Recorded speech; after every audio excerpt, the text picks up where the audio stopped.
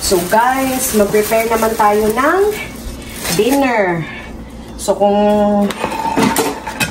meron tayong, kasi pakita mo lang, may niluto akong paksiw na baboy. Yan. Wow. Sobra yan sa lechon. So parang hindi naman masyadong nakakagilty. Magluluto tayo ng adobong kangkong. Buti na lang tong kangkong na to is hindi masyadong mahal. For the, parang, $3.28 lang yung bili ko nito. So, kaya ako bumili. Kasi most of the time, it's very expensive. So, right now, it's just $3.48. Nung namili kami nung Sabado, kaya bumili ako. Okay. So, hindi naman siya masyadong marami kasi kami lang naman ito ang kakain. Ang mga bata, also, kumakain naman sila ng vegetable, guys. Pero hindi pa nila na-try itong kangkong. So, simple lang. Excuse me. Hindi ko siya lalagyan ng kahit ano. Ginisang kangkong lang talaga. Lamas. So, lagyan natin ng onion tsaka garlic. Tapos, igisa natin, guys. Yun lang. Pang-pair natin doon sa ating baboy. So, ayan. Kasi si Daddy, nagda-diet siya kuno. So, gusto niya kangkong lang for dinner. Ba't ka tumatawa, Daddy? Joke time yung diet mo? Diet ko, no. Don't do that. So, try nating mag-diet ko, no, si Daddy. So, ay, sinisipon ako, guys. Kasi init, malamig. So, yun lang. Tapos, lagyan natin ng magic syrup. And, mag-isa tayo ng onion. Ayan. So, ready na yung pan ko. Pinagprituhan ko lang to ng itlog. So, yan na din yung gagamitin ko, guys. Tapos, lagyan natin siya ng oil d'olive. Alam niyo ba kung anong oil d'olive? Yan, olive oil. Okay, healthy living man ko, no? So, olive oil. Just a little bit. Yung makakagisa lang tayo. Tapos, excuse me, itong suka. Yun na. Tapos si Daddy, pagka-uwi niya from work, ito lang kinain niya, oh. Healthy living talaga siya, guys. Cucumber lang ang pinapapak niya. Sabi ko sa kanya, may kamote doon sa fridge. Ayaw niya. Tapos, magpriprito din ako ng konting. This is vegetable lumpia. So, ang laman lang nito ay carrots tsaka, anong pangalan nun, Dad? Toge. Toge. So, bean sprouts. Bean sprouts tsaka carrots. So, magpiprito ako ng kahit 6 na piraso. Kasi kami lang ni Daddy ang kakain. So, hindi kami magra-rice. I don't know. Ayaw niya mag-rice. Magra-rice ako. So, siya lang ang hindi magra-rice. Ako, hindi pwedeng hindi mag-rice. Yan. Yan yung gagamitin kong onion. So, hindi naman siya special, guys. Gigisahin ko lang siya. So, yun yung ulam namin ngayon, Monday. Maganda ang panahon sa labas. Ewan ko ba, kapag walang pasok, weekend, ang tsaka ng weather, umuulan. Pero kapag may pasok kami sa work, ang ganda ng panahon. Tingnan nyo naman, alas 7 ng gabi. Tirik na tirik pa yung araw. Oh, ang ganda sa labas. So nice. Tapos hindi din siya gaanong mainit. Parang 21 degrees lang, Daddy, no? Oo. So hindi siya mainit, hindi rin siya malamig. Saktong-sakto yung timpla. Yan, mainit na tong pan ko. So, ayan na. I guess tama. O, ubusin ko na lang kaya ito. Yun mo na lang? Ubusin ko na lang. Sa fridge din. Wala bang mami? Yung garlic? Ayoko kasing amuyin yung garlic. Okay na yan. Simple lang eh. Magic sarap lang tayong labanan dyan.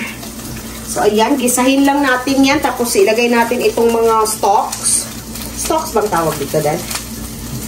Branches. Branches of trees. Tapos, yung leaves na. Tapos, magpiprito ako ng vegetable lumpia. Yun lang naman ang dinner namin. Wala kaming ibang Ito, para sa mga bata. Itong paksiw. At sa akin din pala. Si Daddy, ayaw niya kumain ng karne. Sabi niya, hindi siya kakain ng karne for 1 week. Tingnan natin kung kaya niya. Meron naman akong mga talong dyan. So, talong yung ulam niya. So, bukas sa work, ang ipapabaon ko sa kanya is yung vegetable lumpia. Tapos, konting brown rice. Yun lang ang kakainin niya. Kasi nga nagda-diet siya, guys.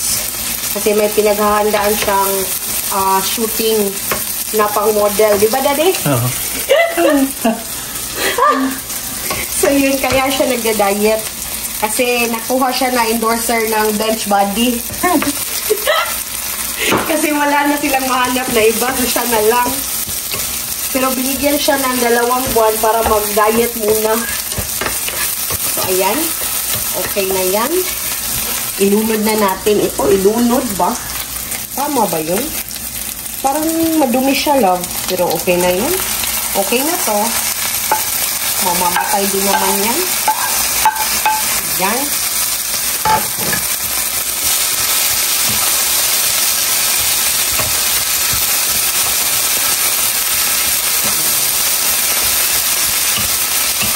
Sa Pilipinas, hinihingi mo lang to sa gilid-gilid ng neighbors eh. Or may tanim kayong kangkong. Dito, ang mahal ng kangkong, guys. Buti nga lang at $3 lang ang bugkos ba?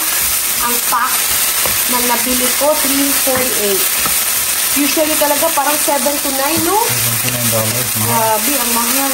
So, matagal na kami hindi nakakain ng kangkong. Parang last year pa yung last or 2 years. Lagyan natin ng pepper. Tsaka salt. Hindi masyadong maraming salt kasi lalagyan ko pa siya ng magic sarap tsaka soy sauce. Tapos, lagyan din natin ng konting, napaka-konting tubig para makapag lumambot itong branches niya. Kuha na ko ng tubig.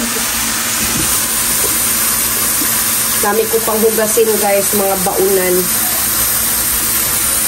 Lagyan natin ng konti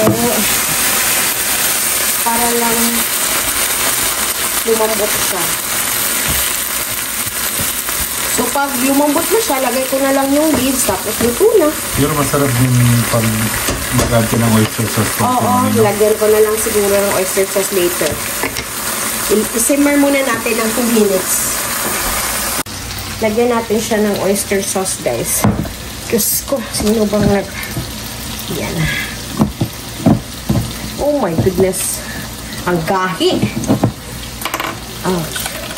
Yan, oyster sauce. Konti lang naman. Para lang may mag-add ng taste. Yan. Tapos, parang medyo luto na yung stem niya, guys. Ayoko din naman kasi yung lata. Paano ba yun sa Tagalog? Sobrang malambot. Masarap talaga din yung crispy-crispy pa din, no? So, lagay na natin ito. Mga leaves. Ay, meron pang stem. Okay. Ano lang mo naman, ano? Takpan? O, takpan ko to para maluto. So, ayan. Nag-simmer na siya, guys. Tadaan! So, hindi ko siya i-overcook, ha. Lagyan lang natin ng konting magic syrup para lalong sumarap. Tapos, i-mekos na yan. Diba pang chef?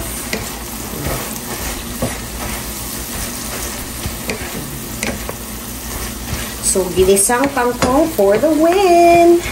So, after nito, magpiprito lang ako ng ilang pirasong vegetable lumpia, tapos kakain na kami. Luto na to. So, tingnan mo naman. Okay na to, guys.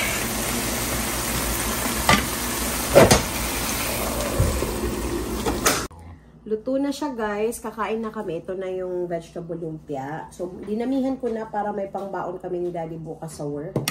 Yung kangkong. Ako, may bahaw ako na rice. Konti. Tsaka konti ding pork. Lechon paksiw? Lechon paksiw. Si Daddy wala.